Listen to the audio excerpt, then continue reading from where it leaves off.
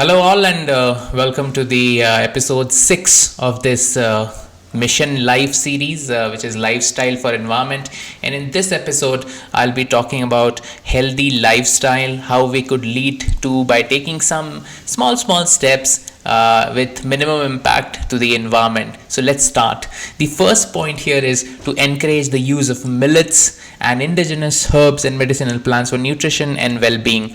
Now, the use of millets, I have also talked about this in the previous episodes, how it's less water intensive and how healthy it is.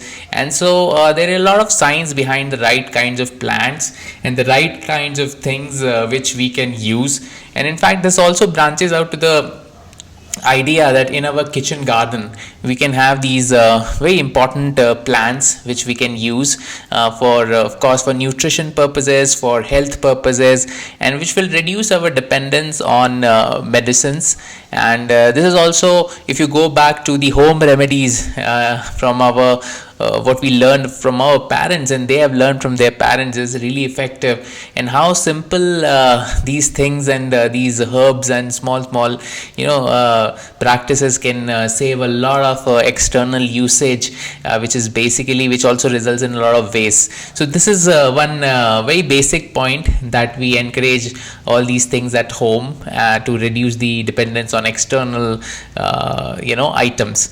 Second point is that prefer consuming natural or organic products. So again, Sikkim as a state is a wonderful example where the entire farming is basically organic. So even in Meghalaya, to most extent, what I have seen from my field experience is that it's all organic. And there is a huge difference. I mean, yes, there is a lot of health risk with the crops grown with all these fertilizers and all that. But other than that, the taste also, if you have observed closely, if you have a kitchen garden of your own, you will know this, that once you are doing organic farming, and you harvest fresh fruits and vegetables, and when you cook them, it's way more fresh, and it's very fresh and it's very different. I mean, it tastes very healthy. I mean, the moment you consume, you feel very good about it. And the ones you get in the market are taste is also getting dull, and they don't give you that fresh feeling. So it's a very healthy, I mean, I don't need to explain here, it's a very commonsensical thing. So we should go that way, where we're using naturally available and organic product, local and seasonal. That's also very, very important, which also has been discussed in the previous videos. So the next point here is start biodiversity conversation at community level, and basically promote the biodiversity conservation.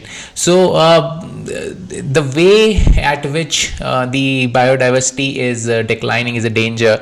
There's so many species, you must have heard, have now become critically endangered, and many have become extinct, and many are on the verge of getting extinct. So if you see the facts, the rate at which flora and fauna are coming at a danger or reducing, I mean, it's very disturbing, and it will someday lead to a huge event, eventually impacting our species. So I think it's very important to acknowledge the fact and to start about it, to start a conversation about this conservation. So it's very, very important that we identify the importance of biodiversity and start talking at a community level so that everybody is on the same page. Next point, what is mentioned in the document, is that to plant medicinal, saplings and plants such as neem, tulsi, giloy, mint, curry leaves, ashwagandha, curry leaves, etc., within household premises. So this is something which I mentioned in the first point as well. So it's such a simple thing that tulsi mostly is found in Indian households, and how healthy it is. And I remember when as a child I used to get cold and cough and cold, so a kadha was made with all these tulsi, putting tulsi and all, and it was such an effective thing, and even till now we use that practice. and in fact mint can be grown easily, and you can just have it with lemon juice and stuff. So all these things, if you do at home, it's a very healthy practice, and it stops your dependent basically on externally available these variants, which will of course come in a plastic bottle. So that there is a big impact. Like instead of buying a lemon juice which is like very old, you don't know when it was packed, stuff like that, try to have a fresh lemon juice. So that there's like two immediate advantages are that it's fresh, it's much more healthier, and then you reduce the usage of a plastic bottle. So that is also a point. So it's kind of a win-win situation. Next point mentioned here is to practice natural or organic farming. This again something which I have covered. There are a lot of disadvantages of the whole fertilizers and pesticides. The whole approach is basically oriented at increasing the yield by using all these inorganic substances. But eventually, when they go inside our body, that's something which is not good, and something which everyone will agree to. We don't need to explain in detail. The more organic the approach is there, and now the research has reached such a level when the bio versions are available, bio pesticides, bio fertilizers, so we don't have to use those inorganic ones. And especially when we do kitchen gardening, we do on our own, so it's automatically organic. So that's something which we can practice in our backyard. Next point is that plant trees to reduce the impact of pollution, global warming, climate change. I mean, the rate at which this is happening, I mean, Shillong, for example, I have never seen this hot, and it's everywhere. I mean, heat waves in Europe and stuff. The pollution and the vehicular pollution, the industrial pollution, and the way at which the temperatures are rising is crazy.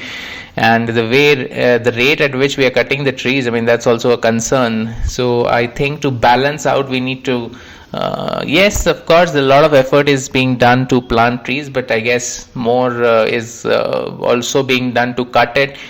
So I think we need, as a community, as a mass movement, we need to plant more trees, to have a healthy environment around us. So that's a very important point. And not just on World Environment Day, not just on 5th June, we need to have a culture of planting. Whenever there is an opportunity, wherever there is a space, we need to plant trees.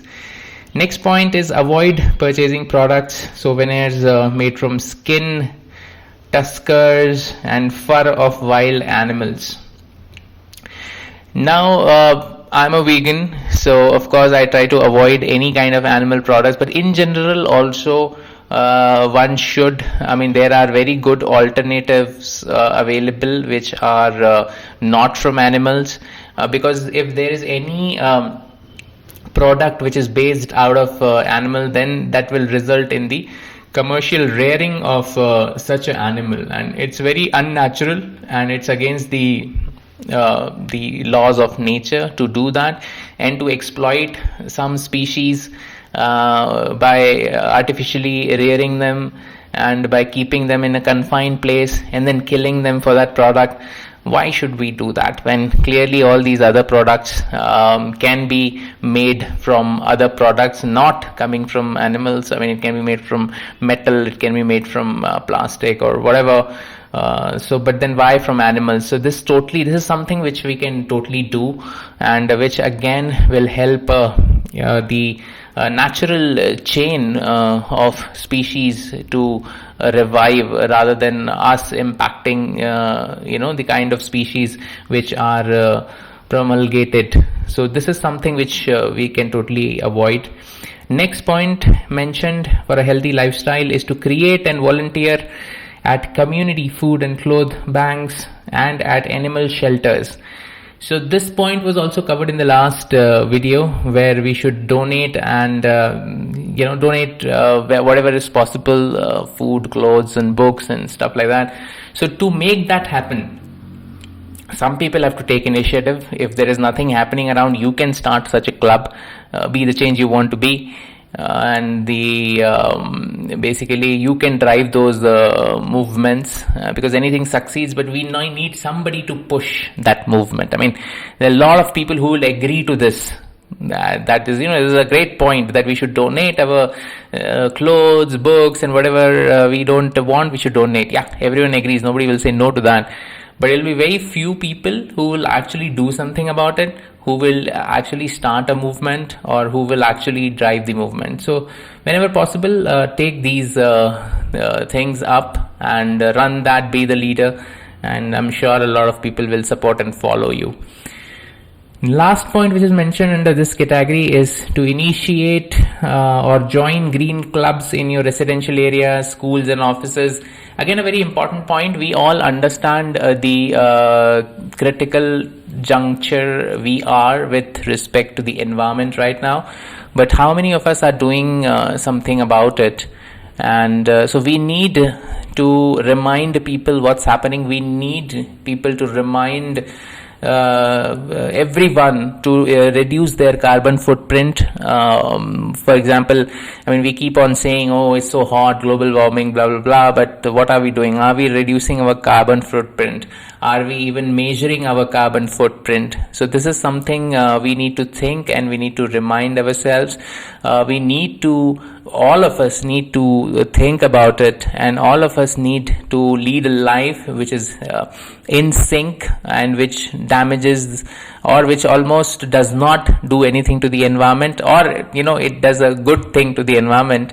All the negative components we have to take care. So these are the steps suggested for a healthy lifestyle, so that we can perhaps stop the degradation what is happening to the nature, and maybe we can think of a day when we reverse climate change, when we reverse global warming, and we restore the nature the way it was. I hope you liked the episode, and this was the penultimate, and next episode will be the last one of this series, which will be on how we can reduce the e-waste.